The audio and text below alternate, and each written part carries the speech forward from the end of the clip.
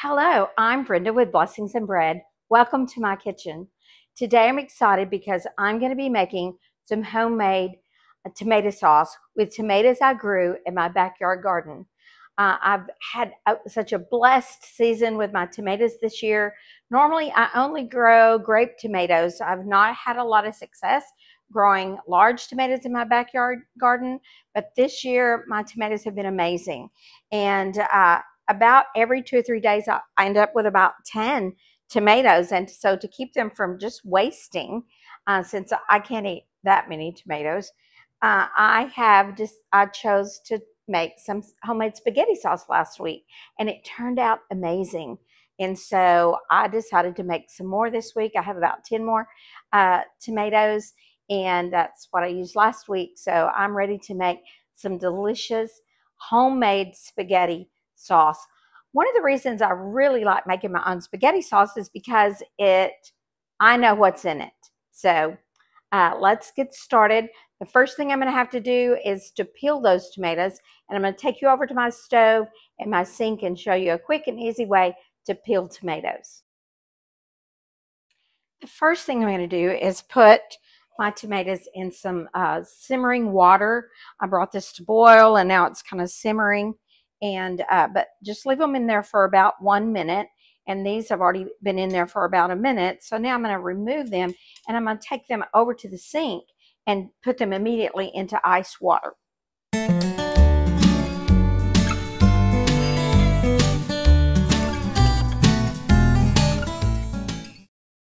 And you can see now I've got them in the ice water, and then just cool them off a little bit so you can handle them. But then if you can see, the peelings are just falling off. So I can just pull those peelings off, and the simple, super easy way to peel a tomato. Now I'm going to get the rest of these done, and then I'll be back. All right, I have all of my tomatoes peeled now, and I've already even quartered or actually I've cut my tomatoes in about 6 pieces, and I've done all of them but 3. So I thought I would do 3 of these for you. So basically I cut them in half, then I turned them and cut them twice more, which cut them in about 6 pieces. And you don't need to chop them really fine or put them through the food processor, because we're going to cook this for 4 to 5 hours, and basically they're going to cook down. So, all right, there's all my tomatoes now in the pan. Let me move this cutting board to the sink. I'm through with it.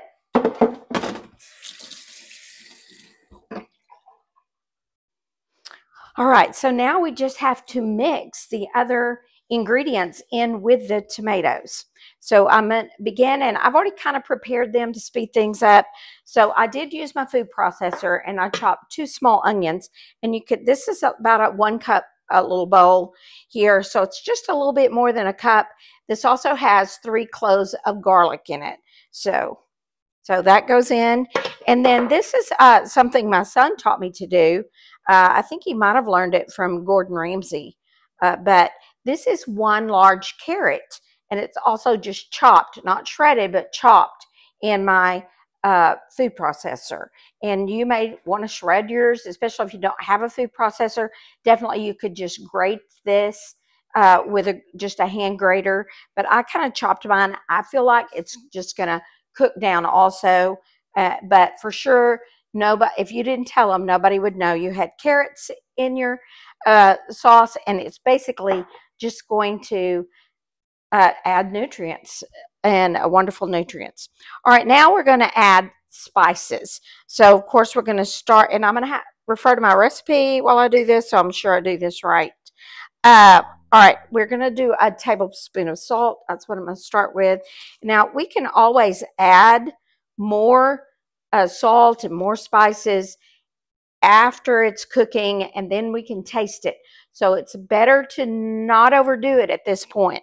Kind of go light-handed on the spices, and then we can always, after it's cooked a little while, for an hour or so, you can taste it and get a better feel of what really needs to go in and how you like it. You may like more spices than I do. But anyway, I've got 3 tablespoons of brown sugar. And then I'm going to do about, I'm just going to start light on this. I'm just going to do about a teaspoon of parsley flakes. Oops. And honestly, this is how I do it. I just do a little bit in my hand. So about a teaspoon. It's like when I'm making things like this, I don't always measure exactly. When you're baking, you need to measure exactly. But when you're just cooking a dish, it can just be approximate. I'm also going to go with a little bit of Italian seasoning. And the reason I'm using also Italian seasoning, because it's a combination of marjoram, thyme, basil, rosemary, savory, and oregano. So I'm going to put a little bit of that in there to get some of those others. Oh, that's a brand new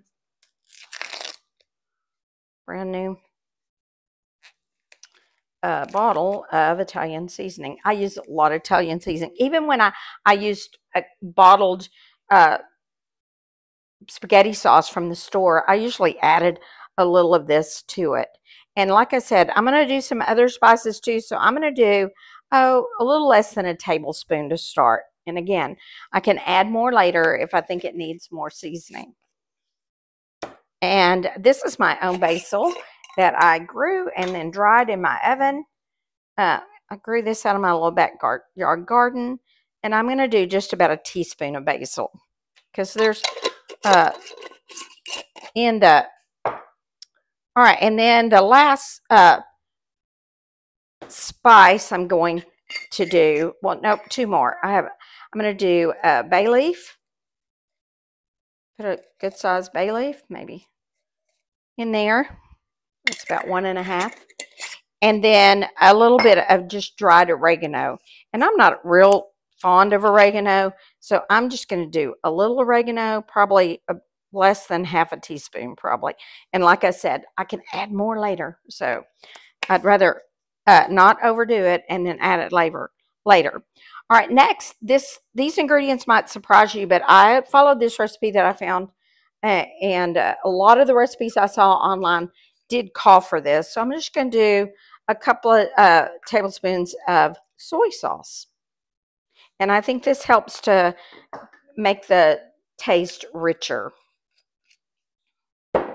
And then, also, this was surprising, and I'm going to measure this because I don't want to overdo it. It's a teaspoon of Worcestershire. Or Worcestershire? Worcestershire? Not sure.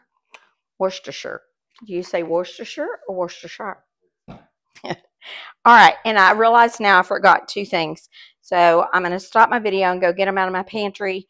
I actually added a can of tomato sauce and a can of tomato paste to this. So I'm going to stop the video for a second, and then I'll be right back and put that in with the rest of my ingredients.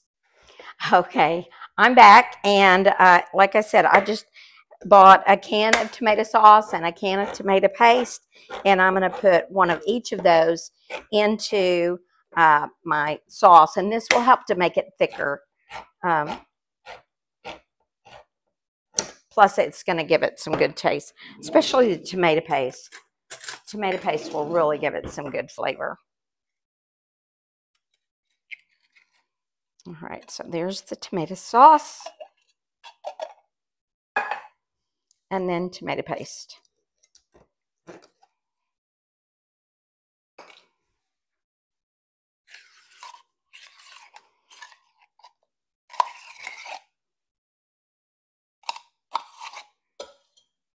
All right. Now I'm just going to stir all this together. Let me get a spoon. Going to stir all of this together now and then cook it for 4 to 5 hours without a lid. And the reason is because we want this to cook down. I want the juices to come out of those tomatoes, and then the tomatoes will basically cook down until it makes a delicious spaghetti sauce. And it will also make your house smell delicious. So I will be back in a little bit after I get my tomato sauce cooked down, and we'll take a look at how it looks after it's done. All right, so I'll see you in a little bit. I forgot to say you need to cook this, bring it to a boil first, and then turn it down, and you will simmer it just about on the lowest burner you have on your stove for 4 to 5 hours, and you need to just stir it occasionally. All right, we're going to get it on the stove. I'll see you in a little bit. This is my tomato sauce after a little over 2 hours of cooking. And it's bubbling a little faster than I want it to. That's about as low as my burner will go. So I'm stirring it a little more frequently now. All right, here is the spaghetti sauce now after 4 hours of cooking, and you can see it's really cooked down, and those tomatoes are completely completely broken down. I will say this, my carrots didn't break down like I thought they would, but we're going to take this over to my counter and set it up, and I'm going to put this into jars, and this will be finished, and it is delicious. We'll be there in just a second, so give me just a minute and I'll be right back. All right, we're back. The spaghetti sauce is cooked for 4 hours, and I'm excited to put it into jars. You can see it's really cooked down, and I'm going to put it in jars because we're not going to eat this today. We're going to eat it later this week. So I'm going to put it in jars and put it in the refrigerator. Now, if I wasn't eating it this week, I could can this either in a pressure cooker, or if I added some lemon juice to the each jar, then you can actually water bath canner. And I'll look that up and put that in the description down below, how much lemon juice per jar for water bath canning. But you can also pressure cook it, and you would just have to, I have to own a pressure cooker, so you may have to look that up, and I'll see if I can find out how many minutes it needs to be pressure cooked and all that. But I don't plan to can mine this time. I didn't have enough for that, but I'm looking forward to the time when I do have time to maybe can up enough spaghetti sauce to last through the winter while I still have fresh tomatoes. All right, so all I'm going to do now is put it in the jars. I'm going to use a ladle to do that, and my little canning funnel. Now, I will say this, while it was cooking, I did some taste tests, and I did add more Italian seasoning, and I added more garlic, and I added more garlic powder. So I think I'm going to add that to the initial recipe as well. Looks like I'm going to get a good jar full. That's exactly what it did last time. I got 1 quart and a little extra. So there's 1 quart full, and I can get the rest of this out. I think it's going to be about maybe 1/4 of a quart, so just a little bit more. So using those 10 tomatoes gave me almost about 1 1/4. Is what I'm getting. Let's put this in here, and I'll set this away so we can see how lovely that is, and it tastes delicious. And I'm just going to put a lid on each of these with a canning lid, and like I said, I'm just going to store these in the refrigerator till maybe for a couple of days, and then we'll have spaghetti. But tonight we're not actually cooking. We're going to be going out, and so I'm going to save this for later this week. I hope you've enjoyed this video. I've really enjoyed making it. This is something new I've learned to do this summer, is to make homemade spaghetti sauce. And I guess I'd done this years ago, but just with raising a family, that buying it at the grocery store got really convenient. I also think a lot of my motivation for now doing this is because of the price of groceries these days. Groceries have just gotten so expensive that I feel like this is going to save money and use that produce out of my little backyard garden to feed my family.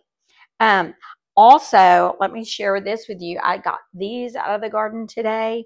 So I picked my first green beans, and I know that I'm a little late on getting green beans. I got them planted late, but we've kept them watered. Since it's a small backyard garden, I can keep it watered. And so my green beans are starting to make, and I'll probably have to pick 2 or 3 days before I'll have enough for a mess, but I'll just keep these in the refrigerator until I get enough. And so I'm really excited to be using all that produce out of my little backyard garden. And I promise one of these days I'm going to show it to you. But I hope that you've enjoyed this video. I hope you've stayed to the end. If you like this video, please hit the thumbs up. And I'd love for you to subscribe to my channel and come on this journey with me.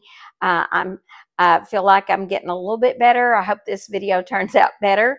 And felt like it did. So I hope it is.